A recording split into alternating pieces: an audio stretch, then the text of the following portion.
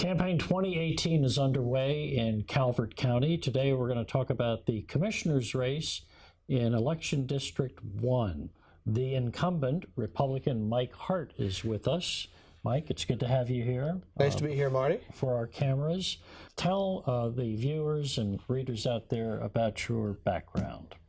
So real quickly, I've been in Calvert almost all of my life, a little over 40 years. I have a wife, 2 children, a boy and a girl. We have a small business in town. This is my first term with Calvert County Commissioners, and I'm seeking re-election. There are so many areas that I know you're passionate about. Let's start with public safety. Public safety is probably number one. I tell everybody, it doesn't matter how nice a house you have or your neighborhood. If you're not safe, what does it matter? School safety, obviously, is the hot topic this year. We've been working on this for years, quite honestly. There's been upgrades in the schools, not where we felt it should be. But when current situations happened, I think it put it to the forefront where it had to be addressed. We had immediately pulled $2 million out. School board matched that. And before 2018 is over, I think you're going to find that Calvert County schools are safer now than they've ever been in the history of Calvert County.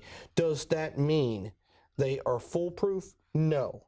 But they will be the safest they've ever been. A lot of common sense things will be addressed, and it's a good starting block to go forward. Okay. Have you been able to visit many schools in the 4 years you've been? Oh, yeah. I've been to all of them. Really? Mm-hmm. I've been to every one. When I first got elected, I went to every school that was in my district, but after that, I've been to every school in Calvert County. Do you have any other concerns about education while we're on that subject? I think Calvert's doing a really good job as far as preparing the kids for the next level. Our community college is very, very good. You know, the money spent, so last year, excuse me, was the largest check in the history of Calvert County sent. This year, that's beat by $5.7 million, that excluding the $2 million we pulled out for safety. They've done a very nice job of adding a lot more technology into schools, introducing it at an early age. I think they've done really well with that. The funding formula that we put in for teachers, it's the only one in the state, guarantees them their monies.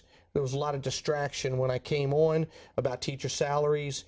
I had made a promise when I first got elected. There was red shirts, and the red shirts symbolized the teachers unified on their dissatisfaction with their pay scale, or excuse me, pay structure, and how the steps had not been paid. Well, I made a promise we would take care of that. Well, I couldn't fulfill that year one. It took me the second year. But we did 5 steps, will be 3 years. The funding formula guarantees them their money, no matter low enrollment, anything. And I think that was a long step in putting continuity in the schools and keeping everybody's focus, I should say, where it should be, and it's on education. Back to public safety, the opioid crisis continues. Are we doing enough, in your opinion, to fight this battle? I think we're learning as we go. You know, opiates are not new. People are acting like opiates are new. Opiates have been around since they've been invented. You know, what we never saw was this huge infusion into the suburban areas like we're seeing now. It's a countrywide problem. So to say, are you doing enough? You know, it's like work, right? You're never done, right? You're never done.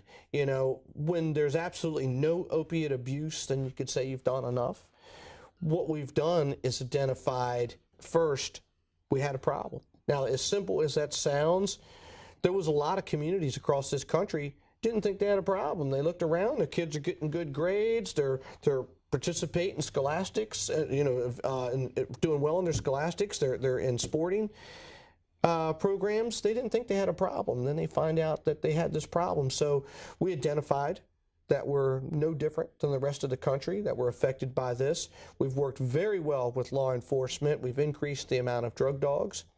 The sheriff's office has worked very, very hard to education with their officers to identify, these different problems. With drug court was put in. We've worked hard with trying to get more mental health. You can't attack it on one base. You have to understand it's an ongoing problem and acknowledge it's an ongoing problem. And as it changes, you must change with it. And that's easy to say, okay, it's easy.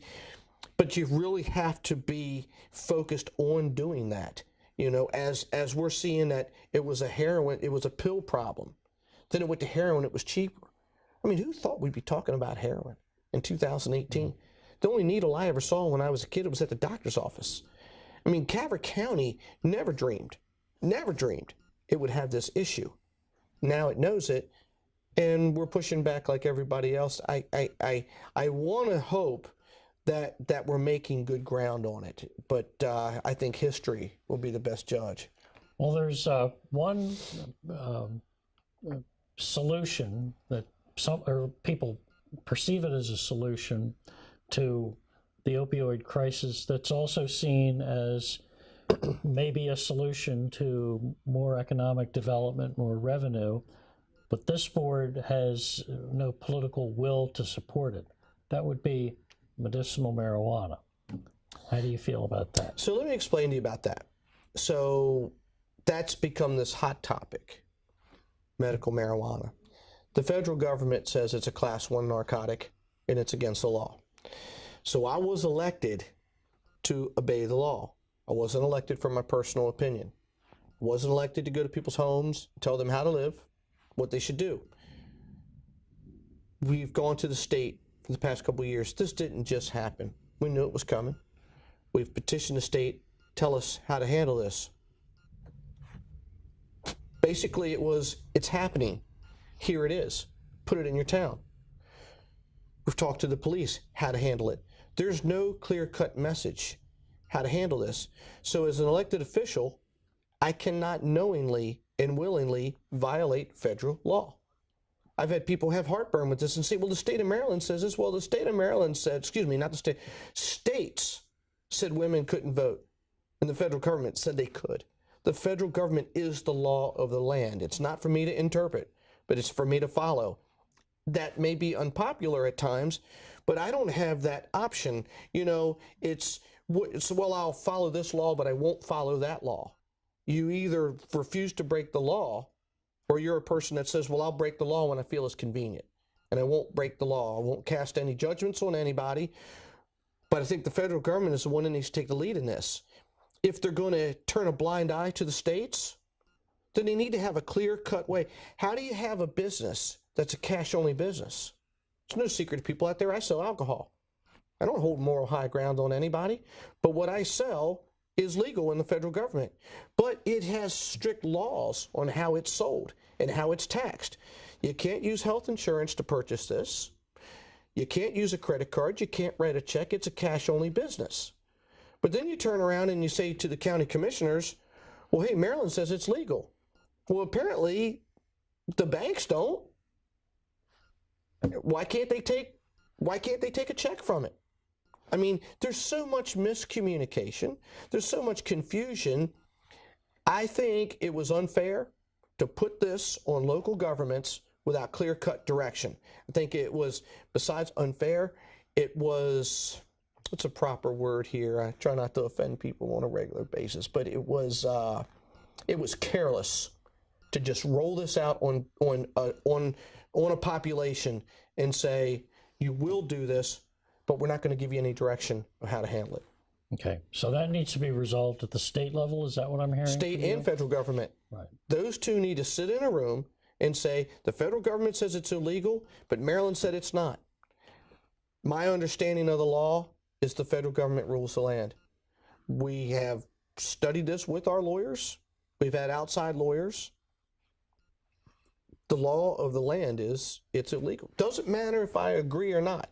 Going back to, I wasn't hired for my personal opinion. I was hired to obey the law and to do the best I can for the citizens. Didn't say, well, Mike, there's a new law coming down the street from Maryland. Go ahead and obey that, but don't obey that one over there. I don't know how to do that. I only know how to obey the law and follow the rules. Mike Hart, thank you so much. We'll see you on the campaign trail. Thank you, Marty. All right. For thebaynet.com, I'm Marty Madden.